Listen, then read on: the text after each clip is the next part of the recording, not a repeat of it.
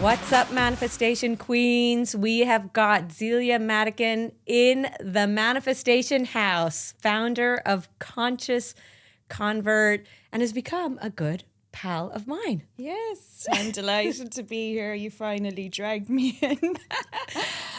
Thank you, Yvonne, for having me. Yeah, no, it is great to finally have the courage, I would say, to pop in. But Zelia, you are like a former tech executive, big job. I was looking through your LinkedIn bio. I already know this about you, but what courage do you need to come in and have a chat with me? I still get nervous. I still, there's always that fear factor that you'll just say something wrong or do something wrong, or that you won't get your point across, effectively. I think it's just the critique in me. And now I'm always fine when I'm in it, but the build up is the worst. So that's why I was glad I kind of was a bit late today, because if I had to discuss it too much with you beforehand, I would have been very nervous by the time it came to actually do it. But look, I've had I'll be honest, I've had training and everything, but I still get the nerves. But I think it's a good thing, because then you're energetic and your best self comes across, because you've actually thought about it and it's good nerves. Yeah, and sometimes you just have to feel the fear and just do it anyway. You do. I think you just have to put yourself out there. It's even, I was talking to somebody recently, because I'm still in the tech world. I'm on a board of a company here, and I do a lot of work with them and a lot of coaching. And one of the girls there, I'd actually done a podcast in there as well, Yvonne, in preparation. I wasn't going to come without doing anything. So she was saying to me that, oh my God, I really, do you mind if I talk to you? She'd the courage to actually come to me before. She was very shy and everything. And she said, I had my first customer meeting the other day because of what you said on the podcast. She said, I sat at the table, and I was like, oh God, that's so good. Because that was me. I remember one of my bosses, he said, Zelia, just come into the room and just sit at the table. You don't have to say anything.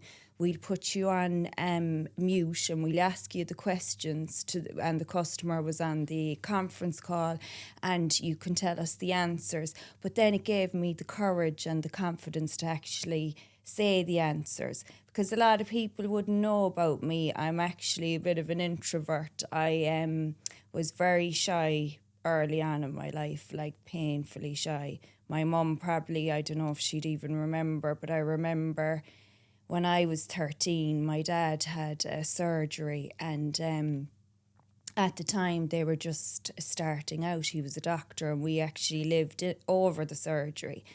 And so the patients used to come into the waiting room and his surgery, but you'd have to answer the front door. I could not answer the front door. I was that shy. And I remember Dad said to me, no, none of us are answering it. You have to answer the door. And I went and answered the door, and I was like, okay, that wasn't too bad. But I was one of those people that when you talked to me, I just went red automatically. So my natural way is a bit of an introvert, but I've just, I didn't have a big personality, but I suppose I found my place now in the world. You can't shut me up. But then you took a course, like you did engineering, probably with a load of guys. Yeah, I did. And there was only 10 girls, 198 in total, and 10 girls. And but I loved it because I was in my comfort zone there. I think I loved maths, and that came from, I used to do maths with, I had a brilliant maths teacher in secondary school, Sister Teresa. She was a dote. And then my dad, I used to sit down and do the maths with him, and computers with him. He'd bought one of the first Amstrads years and years ago and had a big book, and the two of us would be coding on it. Like, it was, yeah, so I was only 9 or 10 when we had that. And then, so when I went into engineering, then I just found my comfort zone. I just settled in. I got on great with everybody. I came out of my shell, I would say. And now I had in school as well towards the latter years, but definitely engineering, I loved it. So, and it was a huge change for me because I'd moved from Cork to Dublin. So that was like, I think I'd been to Dublin once before in my life. And I remember getting out at the top of Stephen's Green and actually walking around it 4 times, not realising where the top of Grafton Street was, because I knew I just had to get to the top of Grafton Street and walk straight down and Trinity be at the end, but I actually circled it 4 times. So, it was a huge experience coming to Dublin, and just a different way of life, because Cork is brilliant but can be very colloquial. And I was one of the ones who they thought would never leave home. Imagine. And once I went to Dublin, that was it. I never went back. And when you went into the tech company then, like, and just getting into positions of like such high power as a female, did you find it tough? Like, who was harder to deal with, the women or the men in your career? Both. What were the differences? Well, you see, you had men that were, there were men that were, I would say, what would you say? They were trying to push ahead themselves. So they didn't like someone coming up the side. And as well, I wasn't the norm. So if I had a boss who, he may have thought I was good, but I wasn't. I was the different choice because I was female. I wasn't a representation of the customer either. You know, the customer was predominantly male. So I had bosses who I definitely knew for sure who they didn't push me forward. But then equally, I found fantastic bosses who did, both male and female. So it kind of went both ways, to be honest with you. But the big people who pushed me forward were men primarily. You know, because there wasn't that many women at those levels either. You know, now I had one fantastic female boss, and she really pushed me forward. Marie, she's probably listening. But I had fantastic male bosses who identified something in me and then pulled me forward.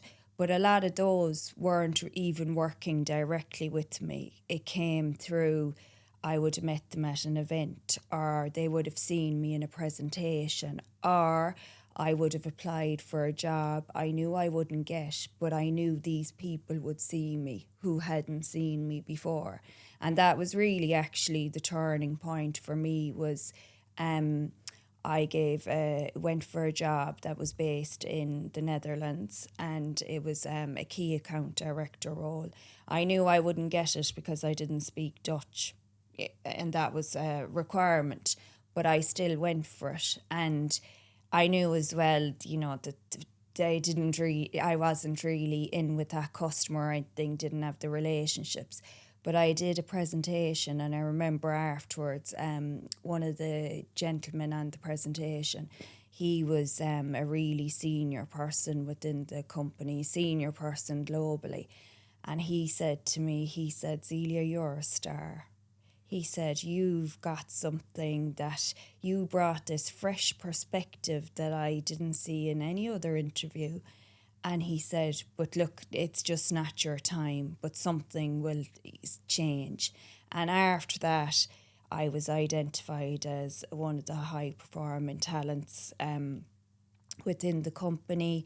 then I got a fantastic role as being on the Young Advisory Board for the Global CEO, which was my dream. That now, when I was thinking back about what I would have manifested, I wasn't really, I would say, an official manifester, but that's something I always wanted. I was like, I have to get on that 5. So there would be 5 people picked every year out of 120,000 employees, young people, who could give this different perspective. And it was fantastic. My mentor was a global CTO, global strategy officer. It was, oh my God, it was an absolute dream. And to be in presenting to the board of this company. Now, I was nervous today, but my God, I was really nervous then. I remember the night before we to do our first presentation. Oh my God, I couldn't sleep, I couldn't eat. I just thought I was going to throw up. I mean, it was absolutely horrendous. I lost half my clothes in my bag. I still don't know how that happened. Can't trace where they were, the clothes I was supposed to be wearing. I mean, I was like a lunatic. And it was just presenting... we'd attended the top 250. That was it. It was the leadership conference for the top 250 in the company. So we got to meet the top 250. And I was like, so that was the next thing. I was like, yeah, I'm going to be in the top 250. I don't know how it's going to happen, but I'm going to be in the top 250. And so I suppose naturally I started making this path for myself. And then when you're in that circle of people, you actually believe it. You're like, yeah, why shouldn't I be here? Yeah. You know, you kind of get an air of confidence about yourself and a buzz, like a real buzz out of it. Yeah, I completely get that. I think it's all about who you're surrounding yourself with. Yes. And sometimes you know what the other people are like and you're like, oh, well, if they can do it, I can definitely do it. Exactly. You know, and exactly. it is, and even to this day, it's who you're surrounding yourself with. Yeah. Like what kind of people. Even when people come into the podcast studio, whatever they're doing, all the entrepreneurs, I get such a buzz off them. Yeah. Because I'm just like, we can all do it. Yeah, definitely. And then a couple of days later, I go home and I'm like, I know, Zelia on the WhatsApp group, Yeah. Zelia, Agnes, could you please help me out here? I'm thinking of packing it all in. I don't know what I'm doing with myself. I know. It swings and roundabouts for sure. But I think even in those situations, for me, it wasn't a case of, oh, if they could do it, I could do it. It was more a case of they were actually giving me confidence because they were there. Oh, Zelia, that was really great. And, you know, and that's what I think more people need to do more of. You know, but it's someone else believing in exactly. you, which helps you believe in yourself. Tell them, you know, not enough people, and even people I work with today, I see it, they don't say it. And I'm like, would you tell them how great they are. Tell them they did a good job, even if it's a little thing, because it makes a huge difference, especially to women, because we're always very critical. And I know we shouldn't say men are this and women are this, but the more I've reflected back on the last number of years, I really do. We are naturally critical, you know, and we think the worst. And I see it now with younger graduates coming into the organisations that I help out, and even people more mid-level to senior level. They still won't put themselves forward. They're always self-critical. Whereas the guys will jump into it. They'll be like, put the hand up. Oh, I'm ready. Why can't I have the job? You know, why aren't I? I'm brilliant, you know? Yeah. And now you have as well, obviously, very quiet individuals as well, men as well. So we've to be conscious of all. But definitely, I think when I did that young advisory board, that was it. I was on fire. I was like, the world is my oyster now, you know, that's it. But from then I went into more sales roles, and I had a big VP job. I was a global head of a huge part of a customer account responsible for nearly $500 million, which was massive, yeah. And now I was sweating when they said to me, and now I had applied for the job, but when they said you got it, I was like, oh gee, I didn't expect to get it. Now what'll I do? It's amazing though that you put yourself out there for things that you actually genuinely thought, I probably won't get this, but I'm putting myself in the right room anyway. Yeah. That's actually a great idea. Yeah. No, I think it does, because you meet people and you don't know. Like this, I keep saying to people, and I suppose now I see it from the perspective of a board of a company and as having been a CEO, is that you don't know all the cogs that are turning in the background. You just don't know really what's going on from a really high level strategic perspective. You don't know if the chairman or the CEO is talking to somebody about buying a new company. You don't know that you might not be there running that division. You know, you have to put yourself out there, because it's like you say, Yvonne, it's the why, not the how. Yeah. You really don't know. You don't know what's going on in the background. So I think you have to just put yourself out there at every opportunity, because otherwise you're missing out. And when I did get that role then, I mean, it was fabulous. It was, it was a roller coaster. It was hugely important deals going on at the time. So a lot of travel, a huge amount of travel. And my children were very young at the time, which was difficult.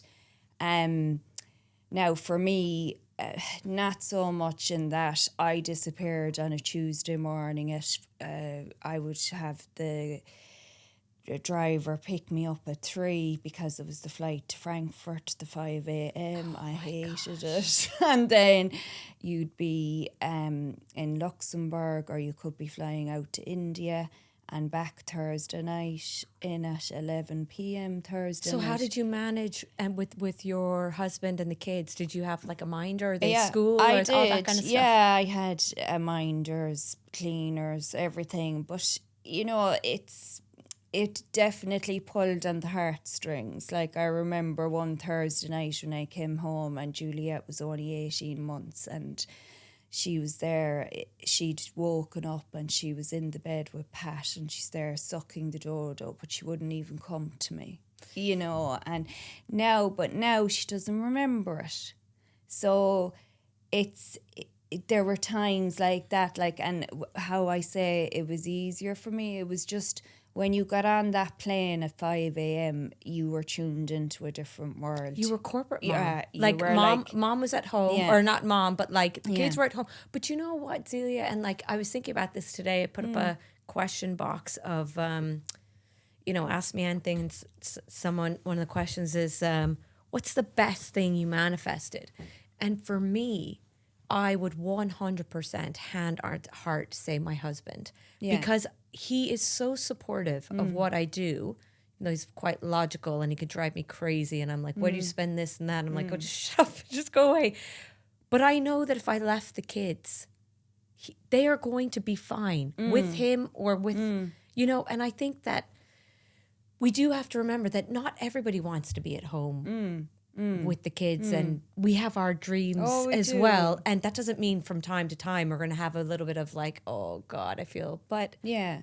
Well, actually, now that you say that, even, I don't know if I manifested Pat, but he's been brilliant. He is brilliant. He's a huge support to me and my whole family, not just my children, but my sisters, brothers, mothers, aunts, everybody, uncles. He came to us, and I said this to him recently because he had a big birthday. He came to us at a very difficult time in our lives. We had just lost Dad, and Pat turned up. It was like I think he might have been sent to us, and he's been there. Always supportive, never wanting to take the limelight. I'm terrible. That shy girl now loves the limelight. But he has been my absolute rock, and to the whole family. I know that all of my mum would say it, and sisters, everybody. And he knew I needed to do this as well. He knew I needed that career. It was fueling my fire, and it was I wanted to prove to the world I was good enough, I suppose, that I could do it. And he was just more than supportive. Supportive doesn't even describe it. And he was there always, even though we the minders and everything, but you need a parent. Yeah. A parent has to be there. And now, by the way, I wasn't away forever. That was only 18 months. So I moved on to the next role after that. But he's been brilliant and definitely our rock. And when was the point at which you decided to leave the corporate world? Now, I know you've got board positions, right? But you're the founder of Conscious Convert. Like, how did this actually, because you're going from tech to lifestyle, textiles, environment. Where did that? Well, you see, firstly, there's two questions there. One is, I always said once Samuel got to about 10, 11, so he's the eldest, I knew I needed to pull the handbrake, because I remember teenage years being very difficult, as for yourself. Yeah. Just being very insecure, and that confidence piece, and being shy. And I just knew ever since they were little, I knew I'd have to be around a lot more when the conversations were being had in the car. When you're having dropping them to a match or dropping them to school, and I couldn't do that in any of those roles. And no matter what anyone says, it's very difficult to do both. Yeah. It is. And people will kill me for saying it, but it is. And I'm being honest about it. It's very, very difficult. I'm one I want to stay up there, top of the ladder and everything, and climb. But they need that emotional support. And I've been around much more because I decided on the, as I said early on, that I wanted to be around more. But it all happened by accident too. Like, I didn't say, one morning, that's it, now I'm done. What happened was I decided to, the organisation, the company was changing, and they wanted me to move on again, and I didn't want to change. Or not that I didn't want to change, I didn't want to move, I didn't want to leave Ireland, I wanted to stay. Sure, Samuel was only about 11 at the time, 10, 11. So it was around that time when I had in the back of my mind all the time that I would probably pull the handbrake then.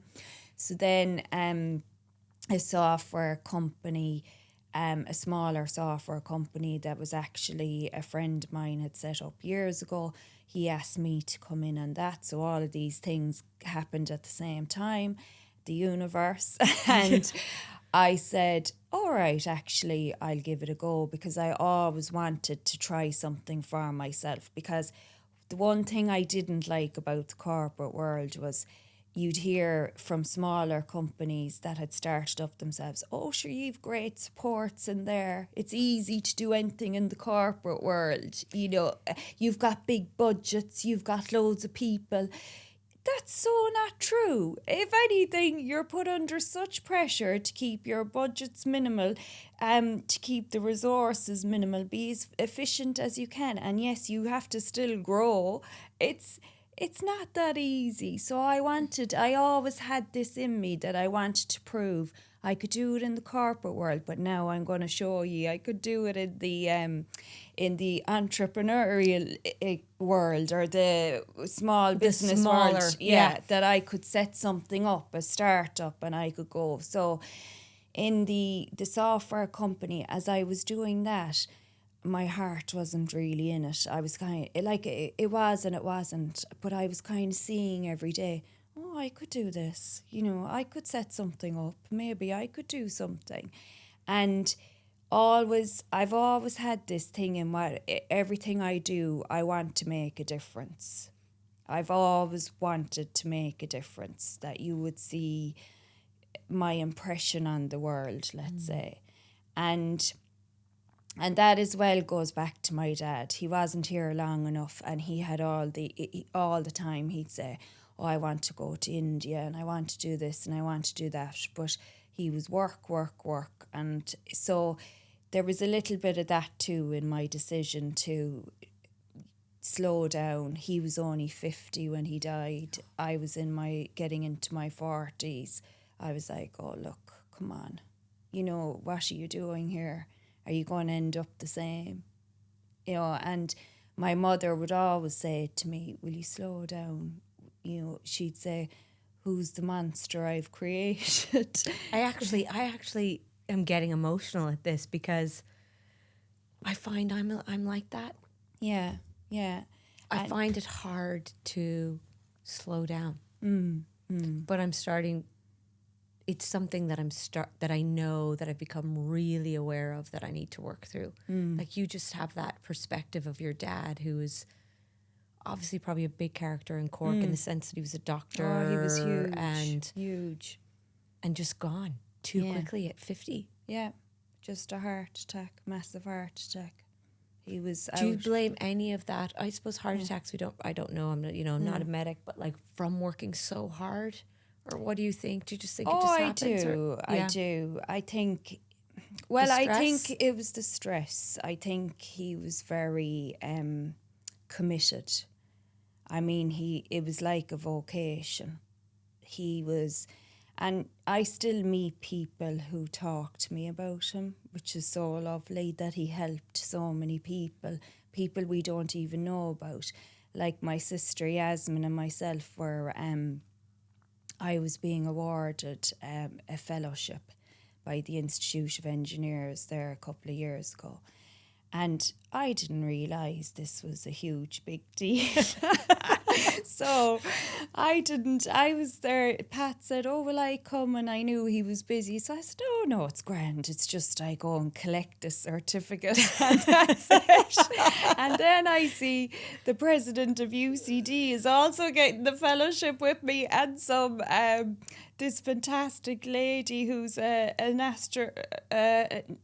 astronaut, what's the scientist, you know, the a physician, but or a physicist, but with astronomy kind of, is it? Or astrology? Yeah, no, astronomy, not astrology. So she was being awarded it for some great work with NASA. I'm there going, oh my God. You thought you were just going to rock up and get a piece of paper and leave. I didn't realise. I was like, oh my God. And it was another moment where they were thanking me for my contribution to engineering in Ireland. I was like, oh my God, because I suppose I always thank the people around me. I can't do it without the people around me. It's not just me. I might lead it and I might make certain things happen, but it's the team around me. But what happened there was, sorry, now we're going off in a million tangents, but what happened was, so Yasmin was sitting in the audience, and they were reading out this speech about all I had done, and this woman next to Yasmin said, "Oh my God, is that Michael Madigan's daughter?" And Yasmin said, "Yeah, I'm her sister." And she said to Yasmin, "Oh my God, your father was so fantastic. Can you believe it? My son is here today getting his chartership." Now, how the hell does that happen? That I'm there out of they do these things maybe once a year where they give these fellowships out. And it's only, they have the chartership several times throughout the year. So what are the chances that somebody from Cove is sitting next to my sister, knows my dad, and is talking about how proud he would be because she knew him so well? I just think I really do believe, I know I talk about manifestation, I really believe in manifestation and logic and neuroscience and the brain, and just like you getting your job, Zelia, you're seizing opportunities, you're taking action, you're putting yourself in the room. But there's a little piece where I believe there's something more. I just feel like there's more, and we're given signs, and people come in our lives and they're meant to at the right time, or like, I don't know, your dad's out there looking down on you, just being like, I'm gonna make sure you remember, or tell you I'm proud of you in an indirect way. And I see other signs, and definitely I think that there's lots of signs for different things, and I'm a big believer in it. But I do still believe you have to put yourself out there. Yeah. I don't think that, and I suppose that was a bit of a realisation for me too, because I did go through a phase of reading The Secret and going, where is it? Where is it? Where's my money? Where's the job? But especially after, this is me in this situation as well. I'm still in corporate, I'm getting, the reality is, Zelia, it's easier to be, for me, a corporate lawyer, right? Corporate, get my paycheck, thank you very much. I'm not worried about, how am I going to make sales this month? What am I going to do for Black Friday? By the way, I'm not doing any Black Friday sales. What am I going to do for Christmas? Am I going to make Christmas sales? What's social media going to look like? How do I get it's easiter to stay with what you know. Oh, it is. It is. 100%. How did you push yourself to start? Well, what happened was I when I had been traveling, with the job, I had seen myself in India, particularly in Mumbai. Oh, it was awful. These children on the street begging. But what was worse was that because of climate change, the monsoons had got way worse, and the monsoons had washed their homes away. Homes, huts, they really were. They weren't what we would call homes. But to them, it was their homes, and now they're living under a highway. And these images have always stuck with me. And as well, what's worse is, if you are in India, just to note, now it is, I love the country. I know a lot of people that I speak to are kind of like, why would you go there? There's terrible poverty. That's the one thing I constantly hear. And for me, I love to go and experience different cultures, because it'll open up your mind to new ways of thinking and a new world. You'll see things from a different perspective altogether. But what the worst thing was for these kids was that so they'd run away with the money, and then behind there was a man collecting it. So they weren't even getting the money. This was organised begging, is what it was called. And I had never even come across that before. And just to see that, and to see, our lives here where we might not consider a purchase. We might run in and just say, I need this now because I've something tonight. And I was the one very guilty of that. I would be going out of a Friday night and running in somewhere. Now, obviously not in latter years, but definitely when I was getting my paycheck, I would be running into Oasis and River Island and wherever else and get the one top for the one night that I'd never wear again. But to see the impact of that mass production in countries like this, where they don't even know about it, they're not having the good night out of a Friday night, and to see the effects that, because of what we're doing and others, I'm talking about the first world, what we're doing, the way we're living, the impact it's having there is horrendous. So that's always been in my mind. And when my mum and myself took a trip to Frankfurt to Hem Textile, one of the biggest fairs in Europe, and it's textiles. And the reason I decided to go down the interiors lifestyle route is because I love shopping as much as the next person, and I love interiors. And my mum is absolutely fanatical about interiors. And so we've always aspired to have beautiful homes and comfort and just love a bit of luxury and just love it. But I wanted to do something where it would give back, and as well as that, it would protect the planet and protect the people. So when we went to Hem Textile, I had done my research and I was looking for a partner who would do, who would certify it, have it certified by the Global Organic Textile Standard. And the reason for that is because it means that from the farmer sowing the cotton seeds, the organic cotton seeds, right up to the final person sewing the final thread, they are protected. Now, not just respected. Don't get me started on this use of words of respected. I'll be here for the day. But they are actually protected. There's checks put in place.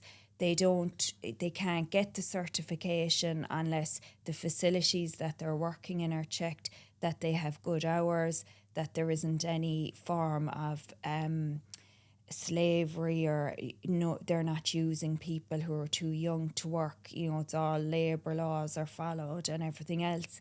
And then equally, the environment is protected. There's no toxins used or no pesticides. So when I went there, very few people, like I'm talking maybe 2 out of a fair of thousands, were doing the would actually commit to do the Global Organic Textile Standard certification. And then you'd get these people saying, oh yeah, but we could. You can't. You just can't say it, but we could. And look, I've been around enough spoofers in my life to realise what a spoofer is. And for me, I am... One thing people, I think, would say about me when I die is that I'm honest. I am honest. I find it very hard to tell a lie, even a white lie. And equally, I expect the same of my partners that I work with. From everything we do, the packaging and everything else, and especially the products, I have to be sure that it is certified by the Global Organic Textile Standard. And that's why it's so hard then to do things as well, because I get asked constantly, when are you bringing out something new? I'm not, because you wouldn't believe the amount of things we trial, and then we find out that no, they're not using an eco-kind dye. They're not using biodegradable buttons. We go to the nth degree of detail to make sure, even with our candles, that took a year to come up with a candle. People think that's easy. It's not. We wanted to be sure that it was natural, that we were using organic soy, not just soy, it's organic soy wax. And it's so hard to do that. So cutting back to the story, so when we came back, I did more research. Then I travelled to Portugal. I've a huge long history with Portugal. I was brought there from the age of 9. My grandparents had a lovely villa outside Lisbon and Cascais. Oh, I love Cascais. Yeah, I know. Yeah. I'm manifesting a villa in Portugal. You know my story of I went into, a lovely interior shop, and I was like, I'm going to buy these 2 things, right, for my villa in Portugal. And she was like, oh, where's your villa in Portugal? I was like, I'm manifesting it. It's not here yet, but I buy the things that I want. She was like, well, I'm manifesting a beach house in Sydney. And I was like, well, good for you. Good for you. Dead right. And but funny thing was, they used to, when we'd go on holidays with them, and mum and dad as well, we'd have to stuff our rucksacks with, on the way home, towels, Portuguese towels, and bed linen. So we'd bring it home, and that was it. And that's where the Portuguese connection started. And then I actually worked over there, my tech career as well. We lived there for about 10 months up in the north of Portugal, which is where everything is made. So it's funny how everything comes full circle. So If I think it does, Zelia. Yeah. If you're following your passion and purpose. I think it does. I think you'll start to connect certain dots in your life, and you'll be like, wow, isn't it interesting that I was brought here as a kid and I ended up working here? Is it a coincidence? I don't know. I wonder, because even when you say that now, I remember as well that my first job as a graduate was in Portugal. My first now as an entrepreneur is started in Portugal, the manufacturing at least. Now not for the candles or the bed linen sprays. We are trying to bring more back to Ireland, because I would absolutely love to have a manufacturing facility here. That is a manifestation. Yeah, but you know what, Zelia? It's tough because it's so expensive to do business.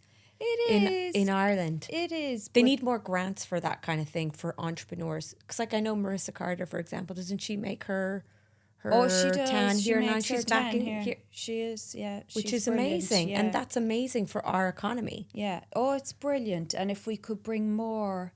But you see, that's the thing. If they gave the grants, they'd get the money back anyway in terms of jobs and everything else. So it's full circle.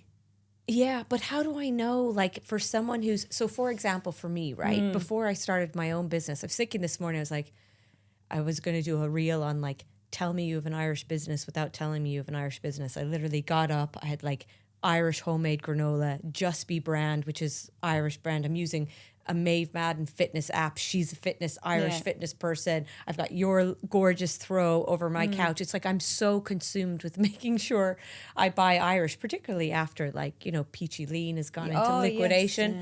Yes, It's not easy, but I wasn't really aware of how hard it is for Irish entrepreneurs until I became one myself. And it's like, we need to be educated. Like, how am I supposed to know which throw or which blanket or which cushion to buy? Like, what would you recommend? Well, you see, this is the problem. And it's very hard to figure out really who's Irish. Not when you start following people on Instagram and everything else, and when you see the labels, and there are different sections, I suppose, within. It's really great to see the big department stores like the likes of Brown Thomas now doing an Irish section, you know, promoting Irish made. But it's very difficult because it's through no fault of the consumer. It's the noise. It's the noise created by all the other brands that aren't Irish, and they've the big money in the background, and they're screaming, buy me, buy me, buy me. And then it's very difficult for much smaller brands to make their voice heard. And that's, I find, the biggest struggle. And like you, I didn't realise that either. I was like, oh my God, I'm going to spin this up and we're going global in the morning. I really was. I was so naive. I really was. I really thought, oh, there'll be ding, ding, ding coming through on the Shopify. That's it. I'm made. I just have to find a good product, put good marketing around it, good branding, and I'm set. You know, I really was so stupid. Zelia, like you've identified exactly how I was as well. I was like, manifestation, sure, that's like, I've created the best product. Like, this is actually the best. This is just going to go global. Yeah. And then I've realized, hello, it's so much harder.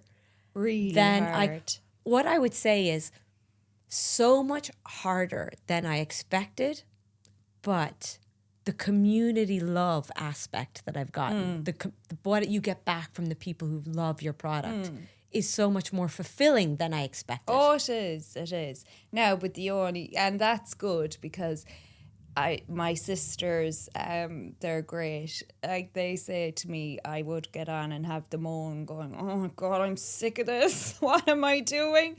And they'd like, Zelia, you can't stop now. You can't. Too many people love it. You can't stop now. And because it would be easier. It'd be much easier to go back properly to corporate life. And the boards I'm involved in, I love it. And as I describe it to people, it's like putting on a pair of slippers. It's easy.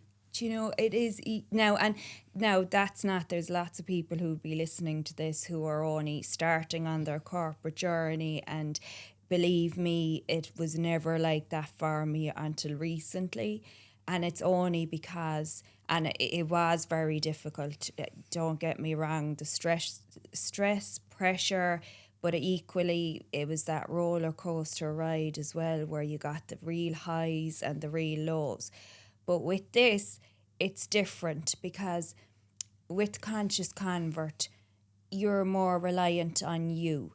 Now, I have a lot of things outsourced, and I have brilliant girls who help me out on the different fairs and that, but primarily it's me. And that's a tough pill to swallow. It's like, and it's constant. So it's like having a child. It's like you feel guilty when you're not with it, and guilty when you are, because you're neglecting the other children. And then you have a personality like yours, Yeah. which is a high achiever. Yeah, which is a killer in a way, because I'm a bit of a perfectionist too. And really what I've learned over the last couple of years of Conscious Convert is, now not with the product, but with things like Instagram and with setting up for fairs or being in a shop, you know, sometimes good is good enough. Stop beating yourself up over the small things, because figure out where the small things matter, I would say, like product, packaging, etc., and even messaging. But don't beat yourself up over like the wrong paint colour on a wall of a pop-up, for example. I used to be terrible, where I'd nearly be in fits of tears, nearly of frustration, because of what I thought were bigger things. I was taking everything as a big thing, whereas you can't as an entrepreneur, because you won't get there. You'll just end up into such a stress ball and so frustrated, and it can get very emotional.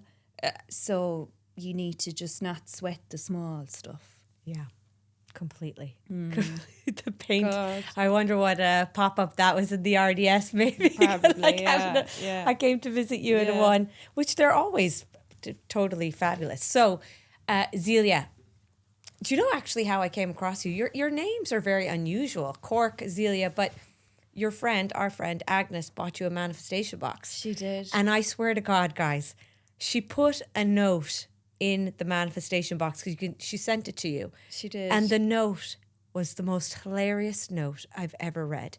So I read the note and I thought to myself, these two sound like they're the best crack. And I happened to become friendly with Agnes, who had sent you the box then. Yeah. And then you contacted me and said I wrote in the box and I loved it and I loved the process and I've read The Secret and all of that. And I was well, what I loved about it is I loved that it's more action orientated, and I loved your scientific approach. That's what I loved, that it was, and I've been telling loads of people. They're like, what? I said, you have to meet Yvonne. She's the manifestation queen. And I have coming from CEO, corporate but Zelia. She is. You are. Because, and I said queen from the start, and that I see that's become a thing now. But Yvonne is stored on my phone as manifestation queen. So sometimes I go to text you and I forget it's manifestation queen. And I look for Y and it's not there. Oh yeah, it's manifestation queen. But I just love the why, all the 7 steps, and the fact that, and as well, what I loved was when we got talking and you said to me, will you stop trying to manifest everything? You know, I had too much in my head and I wanted everything now. And you're like, it's not, you said it's not, it doesn't work like that. It's a way of life. Yeah. And that was a huge aha moment for me, because I'd always been, right, I'm writing down the actions, I'm getting it done now. Why isn't it happening? Why isn't it happening? And Agnes, oh, she's a dote. Agnes, I met through Instagram, and she had been the TOEFL shopper. She's still the TOEFL shopper. Well, she's not doing the TOEFL shopper now, but her name on Instagram, if anyone do follow her, she's very funny. Now she's sharing all of her interiors, and she was just such a support. Again, one of those people on the sidelines cheering me on. And that's actually throughout my life. It's those people who cheer you on from the sidelines and give you that confidence. It really keeps you motivated and moving along, and being able to be honest as well, because she was at the time very busy with the TOEFL shopper, but she was very busy with life as well. And it was really great to be able to send our little voice messages, and we have our little group now.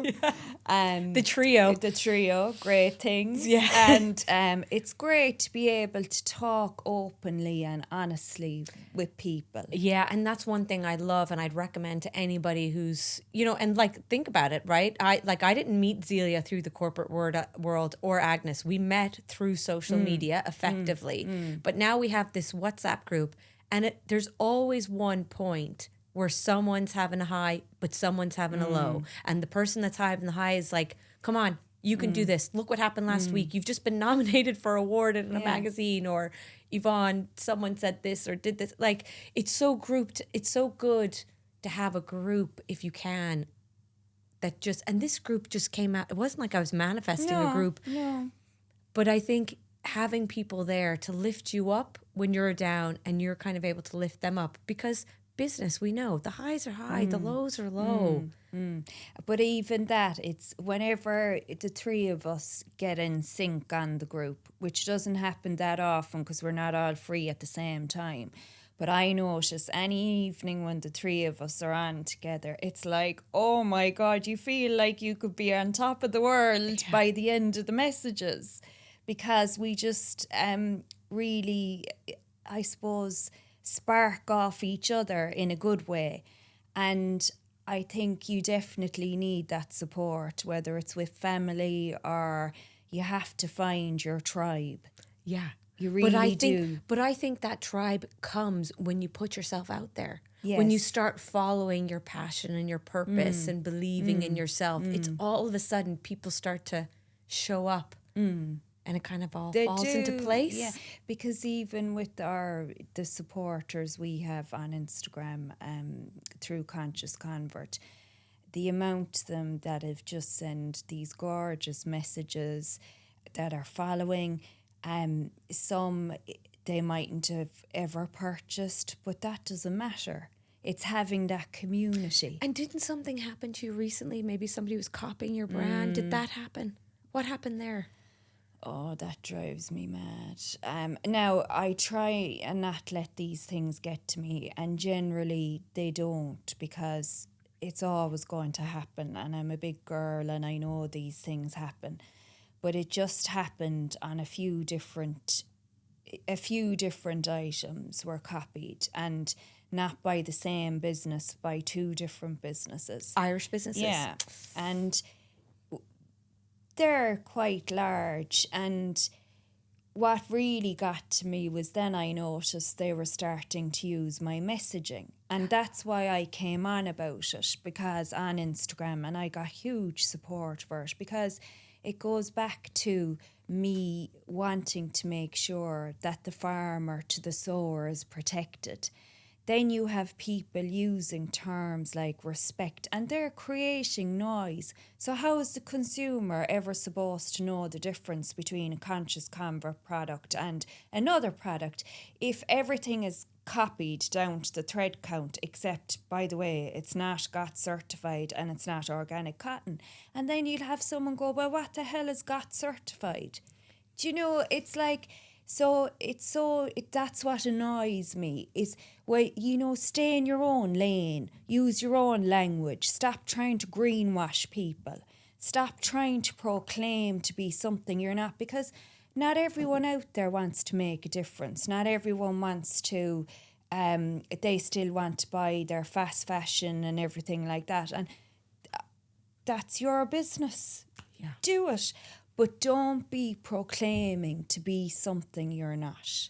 And this goes back to me being an honest person. And that's what I can't stand to see, is people massaging the truth, is the way I would put it. Massaging the truth. Yeah, and then also not only that, and it's happened a couple of times on my podcast where I've had female entrepreneurs on. They've poured their heart, their soul, it's their purpose, it's their passion into their business. And other big, well-known Irish brands copy what they're doing or what they're saying. But you know what the problem is? Those big brands are never called out because someone like people that are a bit smaller, we're such a small... Well, even it's such a small community in business, so you don't know, like you've to be so careful. So advice to all the entrepreneurs out there, you don't know where one person is going to move from one big business to another and where you could just be stung all over. So I would just, it's not worth it. I wouldn't mention names. But it's the reason I did talk about it, because I don't let it get to me. But I don't like people lying. That's lying to me. If you're totally using terms like respect, and it's not. And as well, I suppose it's through the fault of the manufacturers as well. And this is the big issue we have globally. And this is the reason why when you go to these fairs in the likes of Frankfurt, that you won't see every company doing certified by the Global Organic Textile Standard, because the guys and the businesses out there, the big giants in this world, are pushing the other standards, the OEKO Tex, etc., because it's cheaper. It's cheaper for them to make that cotton. And the reason it's cheaper is because not enough of people are demanding Global Organic Textile Standard. And while we continue in this vicious cycle, they're going to continue to keep investing in OEKO Tex, and it'll keep getting cheaper and cheaper, and GOTS will be more expensive and more expensive. So we'll just continue in this horrendous cycle unless there's enough of us that are willing to make the change. So I would ask you, all you listeners out there, please, we have to start making even little changes. Otherwise, what a real fear for me is that, and it happened years ago, I was doing, I was in Boston, was it MIT? It was in one of the famous business schools in Boston. Obviously, MIT is engineering and science, but it was the business, Boston School of Business. I was on an executive course there. And I remember vividly a picture of Manhattan underwater within the next 50 years or something. It was a crazy fact. And I was there, oh my God, that's my grandchildren, grandchildren. And that's what we need to think about. It's the future generation. So we'll all be fine, hopefully. But look at our future, our children, their children and their children. Where will they be? Because the planet is shrinking, like the land mass is shrinking. So we really do have to start thinking about it. And little changes will make a difference. Even things like recycling or rubbish. And I know that's kind of a thing that's been around for a while now. But even if you committed to make one more change every month, or even just do one for the new year and do one the following year. Yeah, and this is the last that we've got to jump now. Yeah. But even me, Zelia, I went to California. You know, there's so much choice in California. And I was having a chat over dinner with my boss, and he said if he wasn't, he was a litigator, but he said if he wasn't, he'd be an environmental lawyer. And anyway, I was chit-chatting to him, and I don't know how this came up, but I was like, I only drink sparkling water. And he was like, but not in a plastic bottle, Yvonne. And I was like, I always buy San Pellegrino plastic bottles. He was like, Yvonne. So he was like, aluminium cans or get your own water bottle. These plastic bottles are so bad. So I went, while I was around, I was like in Air One, in California, everywhere. I was like, God, there's so much choice here. I came back to Ireland and I could not find a can of sparkling water until an Irish brand has come out with it called Well. I think we need, sometimes even me think I'm a smart woman, it needs to be pointed out to us. So continue educating us. We need it. Because sometimes we're just not, we're so busy, Zelia, we're not thinking enough. No, we're You not. Well, we're gluttons for convenience. Exactly. Really. Exactly. And but even the plastic, be careful, because of something I read recently that's come around as well, is that the plastic now from the plastic bottles is getting into our systems. Yeah.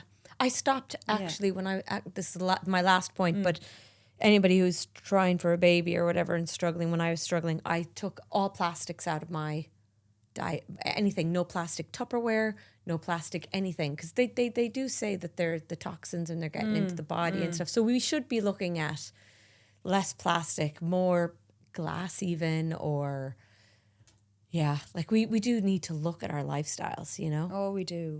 But kids. even little changes make a big difference, because all of us, that's the thing I keep trying to say, all of us making little changes combined will lead to a big difference. Yeah. Thank you, Zelia. Thank you. Conscious convert going global. Yes.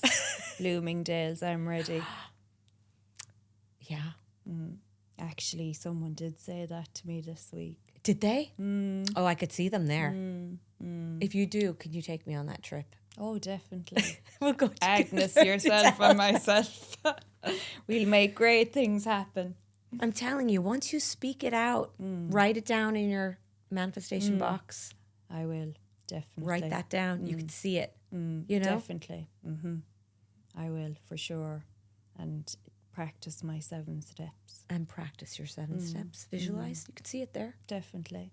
No, I could see it there, definitely. I just need the intro. Well, that's easy. That's going to happen for you. Yeah. That's, you don't even know. We don't know I how sound that's going to very confident. We don't know how that's going to happen, but it's going to happen. Yeah. So we know it. You heard Thank it here you. first. All up in your biz. Anybody who sits in a chair for all up in your biz manifests what they want. It's just a fact. Great. Thank you, Super. Zelia. Thank you.